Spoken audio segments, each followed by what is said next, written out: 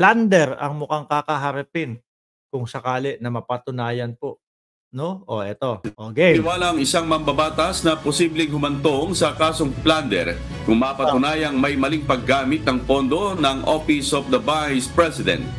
Ito ang gate ni House. narinig mo, Noel TV? 'Pag napatunayan daw na mali ang paggamit ng pondo, 'no, ng Office of the Vice President, maaaring makasuhan ng plunder. Oh, Deputy Majority Leader Representative Jude Asidre, kaya mahalagang maipaliwanag ng tanggapan ni BP Duterte ang mga tanong sa paggamit ng pondo nito. oo nga 'no, ang dami ng binigay na pagkakataon alam niyo po mga kababayan, ha, pabor na pabor po sa kanila yung mga pagpapatawag sa kanila. Bakit ho? Oh, kasi mai-e-explain nila sa sambayan ng Pilipino. Hindi naman po porket ipinatawag doon sa Kongreso, oh, hindi po porket pinatawag doon sa Kongreso, ginigipit na po ng mga congressman, hindi po gano'n. Ang bawat tanong po ng mga congressman doon, mga kababayan, kaya po nakapubliko 'yan o naka-public, para madinig po nating lahat. Ano, pogi points pa nga sa kanila 'yun, eh. Tataas ang kandidatura ng Vice Presidente pagka nai-explain ng maayos yung mga pondong ginamit, 'no? Oh, hindi 'yan, kung saan-saan lang ginamit, maayos ang pagkakagamit niyan, 'di ho ba? Pogi point sa kanila 'yun, mga bossing. Tayo naman po, hindi naman po tayo tatanga-tanga na kagaya ni Noel, eh, 'no? 'Pag naintindihan po natin, aba, tama nga yung pinaggamitan ng Vice Presidente ano, hihinto na tayo ng tanong. Yung pagpapatawag sa Senado, sa Kongreso, pogi point sa kanila 'yan. Maririnig kung ano yung kanilang side, 'di ho ba? Kaya ngayon ho, mga kababayan, ang sambayan ng Pilipino, bakit gano'n? Hinuhusgahan ang Vice Presidente. Kasi ramdam natin na iniiwasan nilang sumagot, 'di ba? Sa Kongreso pa lang po, mga kababayan, may 17 magtatanong sa kanila, sa kanya. Ang ginawa, yung earphone, sinaksak sa dalawang tenga, oh. Yung pong pambabastos na gano'n, mga kababayan, sa Senado po, sa Kongreso, 'no? Ay hindi, Vice Presidente ako, eh. Parang kumbaga parang gano'n 'yun, 'no? Vice Presidente ako, mas mataas ako sa inyo, 'no? Paano pa po ho tayo, mga bossing? Mga simpleng tao lang ho tayo. Kung yung mga congressman natin na nagtatanong do'n, wala, hindi sinagot. Paano ho tayo? Simpleng mamamayan, 'no? "BP, nasaan na po yung ano pa kaya ang trato sa atin ng Vice Presidente?" Mga kababayan. Kaya humahantong sa ganyan, oh, ayaw mo ipaliwanag, ganito ang magiging ano namin, hakbang.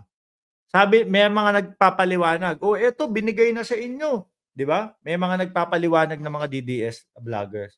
Kesyo daw, ayan na, binigay na sa inyo yung listahan, naka-itemize pa yan.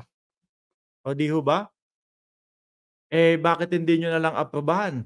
Yes or no lang, kung approve o hindi. Ang gusto kasi, mga kababayan, ng ating mga congressman, 'no, maisapubliko, malaman nila yung plano ng Vice Presidente. May karapatan ho ba tayong malaman yun? Oo naman. Bakit? Saan po ba manggagaling yung ipopondo sa kanya? 'Di po ba sa tax ng bayan? Sa tax ng mamamayang Pilipino? Oh, kaya ang ginawa ng Congress isinapubliko. Pero mukhang hindi kaya ng Vice Presidente na sa public gano'n 'yon. Kasi ho, kumbaga maririnig ng mamamayang Pilipino doon sa budget na hinihingi, 100 million para do'n sa mga adviser niya at kung ano-ano pa ho, mga kababayan. 'Di ho ba? Siguro nahihiya, "Ay naku, baka marinig nila 100 million para sa adviser lang." 'Di ba? Tapos mapapakita 700 million lang ang dapat na budget ng OBP, hindi 2 billion. Oh, ayaw siguro ng Vice Presidente na marinig natin 'yun, 'di ho ba? Ewan ko din bakit nawala na si alam niyo, tuloy natin 'to. Sa ngayon, wala pang tugon mula kay BP Duterte hinggil sa issue. Oh, So you want to be technical about it? Is the amount within the bounds of what can be considered plunder? Probably yes. Is it betrayal of public trust? I think pinaka-concrete na panuntunan ng public trust ang pag-handle ng public funds, di ba? So if we were to be technical about it, yes. naku po, malamang sa alamang, 'no? Pag-handle ng public funds, tapos hindi maipaliwanag, ayaw ipaliwanag. Mukhang sabi ni Ma'am Mert eto bakit tahimik kayo kay Binag? Yun ang yun ang isisilip ninyo sa Kongreso. Si Binag, anak ng tinapa, uto-uto lang mga nagpapauto diyan, eh. Tingnan niyo, pagkatapos kay Maharlika niyan, vlogger 'yan. 'Di ho ba? Ano naman mapapala namin kay Binag? Wala naman yun, nakikisawsaw lang yun. 'Di ho ba? Alaws ng arep, alaws ng kaya rumaraket. Lahat alam, pati yung PIDEA kung ano-ano. Si Binag, anak ng tinapa yun. Diyos ko Lord, tignan mo nga yung Maharlika mo, tignan mo yung Binag mo, nasaan na yung mga vlog nila? Hindi na nag-grow. Tapos sasabihin mo si Binag, anong gagawin ni Binag? 'Di ba? Mga kababayan, yun na yung pinakamalakas nyo. Si Binag na, dati si sino ba yun? Yung kalbo na parang sintu-sintu din. Dati yun ang pinakamalakas nyo. Sabi nyo pa, itatakbo nyo. Bilang senador si kalbo. Nasa na, bigla ding humina. Walang napatunayan. Tapos eto naman, Binag naman, Diyos ko Lord. Uto-uto talaga kayo, Kung sino na lang ho, mga kababayan, ang itapat sa kanila, kung sino na lang po ang ipakita nila, eto na ang bagong hero namin. Dati ang hero si Jonathan Morales.